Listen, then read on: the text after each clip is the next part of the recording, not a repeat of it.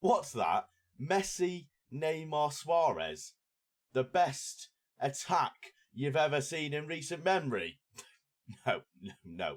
It's the Croissant Meyer Embleton. It doesn't have the same ring to it, but it'll catch on. It'll eventually catch on, I'm sure. They're basically the same quality and ability, aren't they?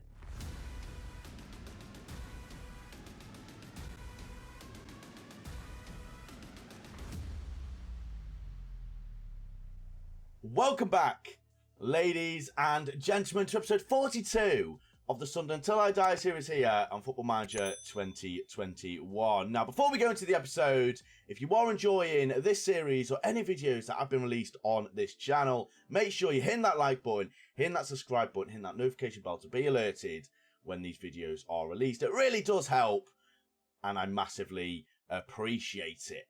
And boys and girls, it doesn't seem like our run of luck, I suppose you could say, is running out, as we are still unbeaten in the Championship. We are only 7 games in, but to have not one single loss in a league where we're predicted to get relegated is absolutely ridiculous.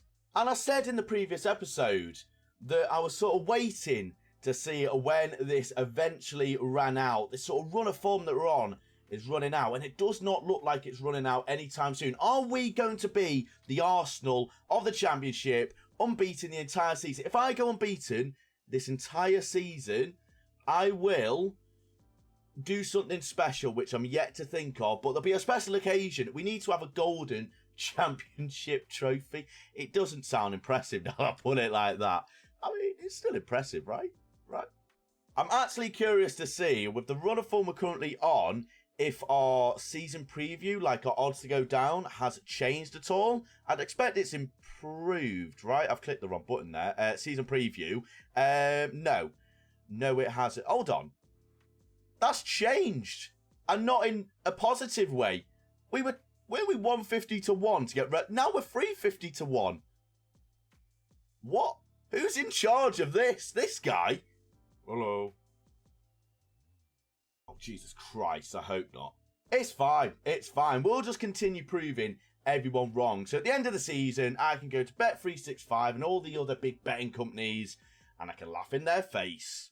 And we've been incredibly lucky that throughout the past few weeks, we haven't had any major injuries. I've stuck with the first 11 for the majority of all the games, and I think it's only Lyndon Gooch that had a little bit of a knock throughout this time period. If we look at his injury, yeah, he had a bruised knee and a tight calf, so I think he missed like 2 games because of it, so nothing major, and continuing to keep these boys fit, especially with the partnerships that we're seeing form on the tactic screen now. The likes of Alasunde Gooch, Pickering, Batista Meyer, Embleton, Croissant, and even the midfield and centre-backs getting a little bit of a partnership. This will be key, and there's one particular result when we go to the results that you did miss since you were last here that I'm incredibly proud of, and I genuinely thought that would be the game that we did lose. Instead, oh well, you're about to see. So of course, since the last episode, which was the very boring and underwhelming 1-1 home draw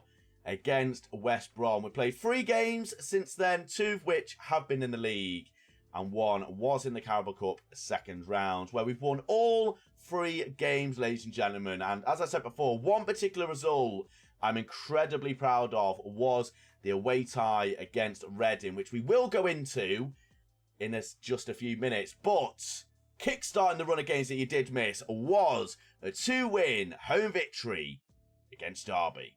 Definitely an element of luck coming out of this Derby game, where we did beat them 2-1 on the night. Mr. Harry Pickering, our fullbacks, are starting to get on the score sheet more and more, and I love it.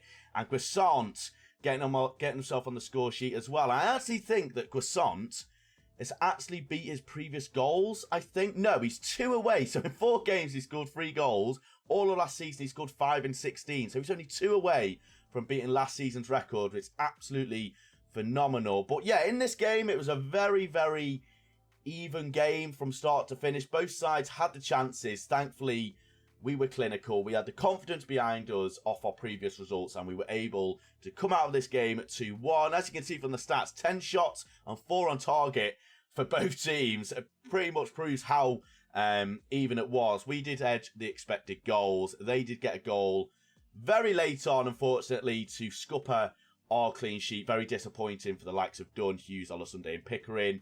But 3 points is 3 points. Doesn't matter how it comes around. And against the Derby side, I don't actually know how they're doing. I feel like they're bottom of the league. They are bottom of the league. No, they're not. They're 22nd. So very, very poor season for Derby. I don't actually know how they've been in recent years. They've literally been so mid-table. They're basically the pinnacle of mid-table teams. Against a very, well, it looks like they're going to be going down this year, but a very good victory against the Derby side. Could have very easily been a banana skin, but we were able to see the game out and get all 3 points. We then went into a game in the Carabao Cup second round against Wigan, who are in League One. I'm going to say they are in League One. I should know, considering I played against them about 3 times in the past 3 seasons. We were able to come away with a 1-0 victory, courtesy of Oliver Batista-Mier. Now, if you thought the previous game against Derby was relatively boring, you're going to end up falling asleep with this game against Wigan, where it was a little bit of a pathetic match, really. That it was bad. I'm that lost for words. It was that poor of a football match. Primarily because we were bitterly disappointed. I fully expected to, go out to Wigan at their place, batter them, 4 or 5 goals, let them know who's boss. Championship, League One, you suck. Instead, we had to rely on a goal in the 68th minute, not the 69th. Don't get your minds out the gutter. That is no. 68th minute, Batista-Mier getting himself a goal. Terrible performance from everyone. There was literally 11 shots throughout the entire game. Wigan, to be fair to them, could have got themselves a goal, but instead they definitely didn't have their shooting boots on. They literally could not have hit a barn door from metres away. That's how poor Wigan were. Same could be said for us. The only thing we were good at was getting yellow cards and fouling them. So, yeah, it was tragic. It was tragic. And I mentioned it before, but the most impressive game so far this year was the 3-2 win away from home against Reading, where not only did we get all 3 points, ladies and gentlemen, our performance was absolutely incredible from start to finish. Every single player was absolutely fantastic against a team that I'm pretty sure is challenging for the playoffs. They're in 6th place, and I'm pretty certain at some point throughout the season started, they were actually top of the league. So this was a very, very difficult game. I'm not going to lie to you. I went into this game expecting to lose. Obviously, being away from home and being against a team as good as Reading, you sort of have your doubts, but my God, did my boys put in a shift and prove me wrong. And the ratings really show how good our side was. Only, 3 players getting below a 6.9 rating. Absolutely fantastic from the likes of Pickering, Hughes, Olosunde, Roster, Batista-Mier and Guessant. Absolutely incredible performance. And the stats show that as well. 14 shots to our 8 with our 8 on target. 8 shots for them, 6 on target. We came out the blocks absolutely flying from the first minute. I think within the first 20 minutes of this game, we had 8 shots.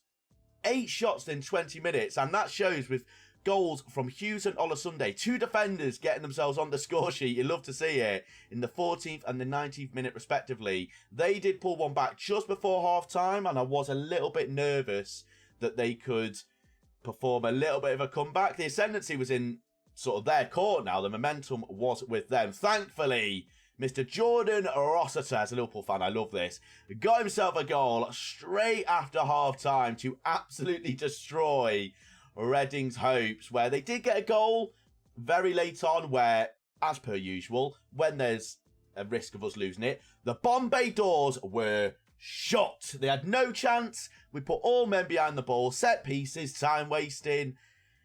Reading were done for. If we have a look at Reading's ratings, that kit is very trippy. And when I saw that kit, that made me feel so weird.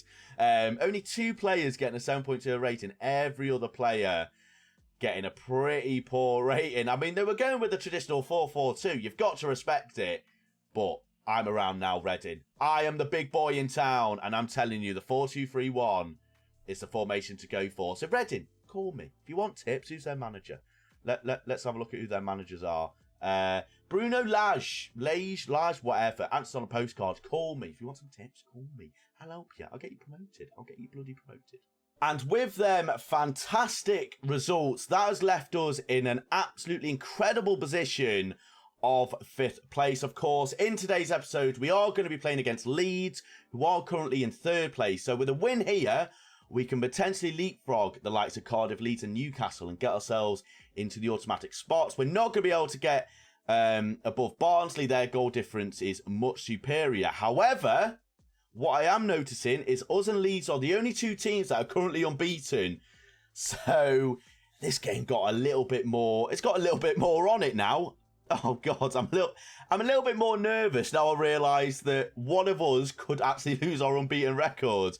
But as I mentioned in the previous episode, Leeds' team is absolutely incredible for being in the Championship. They've still got a few players that you will recognise that are still there in real life. The likes of Phillips, Bamford, Harrison, Luke Ayling, Jamie Shackleton, some Matthias Klick, some absolutely incredible footballers who really shouldn't be in the Championship. But fair play to them. They've stuck with their guns. They've stuck with Leeds. And unfortunately, because of that, we have to come against them. If you look at Jack Harrison, like, he's just ridiculous. Calvin Phillips, they're just really good footballers and they really shouldn't be in the Championship. And now I'm looking at them and I'm realising how badly this could go for me. I mean, we're at home, so there's a positive, I suppose. The problem is that their entire team is probably better than ours. So, please, we're both unbeaten. Don't break my heart, Leeds. I want to break your hearts. And with us not actually winning a game so far on screen in an episode throughout this entire season, I know we're only 2 episodes in, but I want to win a game. I want to show you my genius. I want to show you how good our team is. If we beat Leeds in a game that I'm fully expecting to get battered from, that would be fantastic, and I can only assume that would change everyone's minds and how good of a manager I actually am. So the game is in 13 days' time, so what I'll do, I'll go through the days and we'll have a look at the first team that is going to be playing against Leeds. No major issues to talk about apart from a slight knock to Batista Mier. I'm not actually sure what he's injured with. I think I missed a news article. A tight groin.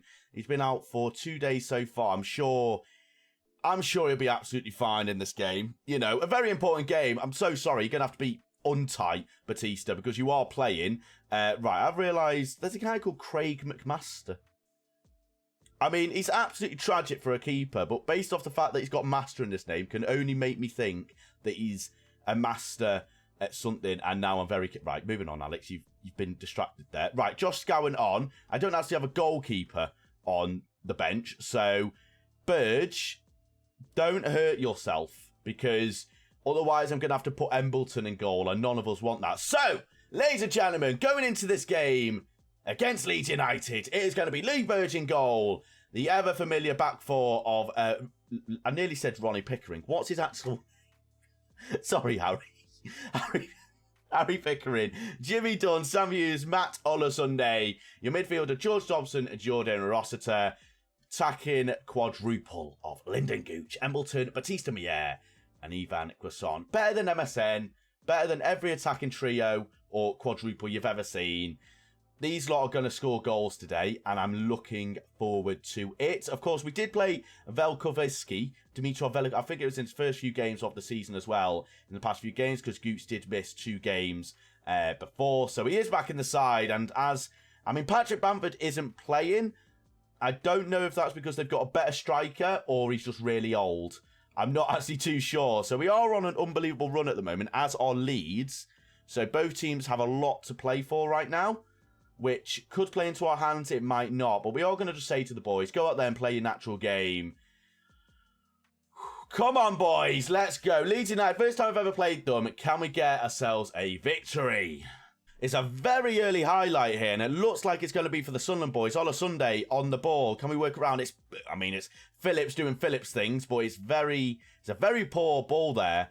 I'm assuming he was trying to go very direct to their striker, who I actually don't know. I think, did he just make a twirl there with the ball? Rossiter, Hughes, played well around here by our boys. Embleton, Hughes, Leeds are putting on the pressure though. Embleton, back to Dobson. It's good football. Are we going to create anything from it though? Dobson, we're just literally messing about. Oh, for God's sake. Mbruno is through on goal. It's poor from us.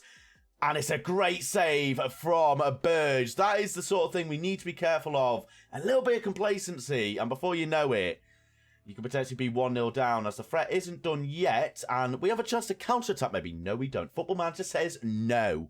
As we've made a pretty average start to the game at best. As Leeds have already got 4 shots. I know shots isn't everything. But shots sort of highlights whether or not you've been positive. Now, I am going to change to a positive mentality, go a little bit more encouraging maybe, as we do slip further down the playoff spots as teams start to win above us. And we have got into the game a little bit. However, there's been not one single chance. I'm not going to make a substitution this early, as we're in the exact same spot as we were when we lost the ball previously. On a Sunday, on the round side, Embleton. Not known for his crossing. Sunday is, though. It's got to be a good ball. Back to Embleton. It's lovely play from these two. They're just playing kick around between the both of them. Batista, it's back to Harrison. And Leeds are going to counter-attack for the second time this game. I need to stop that. And Buno, don't give away a pen. Harrison, oh my God, gracious blimey. Right, I mean, that was the wrong way to say it, but good, whatever. Right, going into half-time. It looks like it's going to be going in 0-0. It is. I mean, I don't know who would be the happy of the sides, if I'm honest. I mean, Leeds probably... No, we had the better expected goals. Okay, then. I thought that was Leeds. I mean, I'm actually quite disappointed. You know what I'm going to do, ladies and gentlemen? Where is it? Where's the bottle? I'm going to throw the bottle. It's time. It's time to throw the bloody bottle, everyone. And I'm not happy about it. Just quickly drink from it before I throw it, just in case I break it. Perfect. Ready to throw now, everyone. Ready to throw it. Who wants it? I mean, if throwing a bottle doesn't want to make the players perform better, I don't know what does. As did I not throw the? I didn't even throw the bottle. Oh my God, I'm an idiot. I didn't even throw the. What? Right. Moving on. The bottle's fine. Right. Individually, you can all do much, much better. I have faith in you. Miracles can happen. Go out there and get a win. They're saying they're inspired. Beg your pardon. Inspired. 60 minutes on the clock and nothing is happening. Right, it is time for a few substitutions. Now, Max hasn't been brilliant for us when I've actually played him this year, but we are going to bring him on for Jordan Rossiter. We're going to bring Josh Scowen on for George Dobson as well. And we are not going to do anything else because I can't. I've got so many midfielders on the bench. I haven't actually got any attacking players, which could be a problem if we have any injuries. Now, we have been the better team. If this ends in another draw, I'm not going to be happy. And for that reason, I do want to start attacking. Right, here we go, viewers. Here we go. Sunday, Gooch, Embleton, Scowen. Sunday, don't get counter-attack. Guasson, it's got to be... Come on! Ivan Guasson with the goal. Continuing his fine run of form. I mean, Daniel Fisosso should be quite disappointed the fact that he wasn't able to keep that out of his net. But I wouldn't call it a bullet header. A very soft header. Sunday with a lovely cross. And Daniel just palms it into his own net. And Guasson with his fourth goal of the season. So he's one away from equaling last season's records. Absolutely fantastic stuff, as it looks like Cardiff and Barnsley are winning. And we are going to start time wasting here. And we're going to start playing for set pieces because I want to win this game. And I'm worried that we're not going to win this 4 minutes ago. Just hold on, boys. Just hold on. Defensive rock. And we do. Ladies and gentlemen, see out the game against Leeds. Absolutely incredible performance from the boys. We had to dig in a little bit, as they did hit us on the break twice, and we were very lucky not to be 2-0 down by half time. But absolutely incredible performance from the boys. Lovely goal from Guasson and who was it? Sunday linking up, as we hope that will continue for the remainder of the season. And that does push us up to 4th place. It looks like Newcastle did win and Barnsley haven't played yet, so Newcastle probably got a goal in the latter stages of the game, I'm guessing. If I can find... they did. In the 88th minute, they've got Neil Malpai. So, at Newcastle. Is that Ferran Torres? No, it's Facundo Torres. That would have been mental if they got Ferran Torres in the Championship. But absolutely fantastic result there. That does leave us 4 wins on the trot. And the decision we have to make now is when do we come back? And I think we come back for... I think we come back for the Blackburn game. So we've got a bit more of a break. 7 games, 6 of which are in the league, 1 of which is in the Carroll Cup third round. And we'll have a little bit of a more idea if we're actually going to be up there after all these games. We have Oxford, Sheffield Wednesday, Peterborough, Bristol, Blackburn, Blackpool, Luton, then Blackburn. So some relatively easy games in there, but we know what can happen in football. Anything can happen. But that is going to bring us to the end of the episode, ladies and gentlemen. Thank you all so much for watching. Take care of yourselves. Have a good morning, afternoon, or evening, wherever you are in the world. Stay safe. And I will see you in the next episode. Hopefully still unbeaten. Goodbye.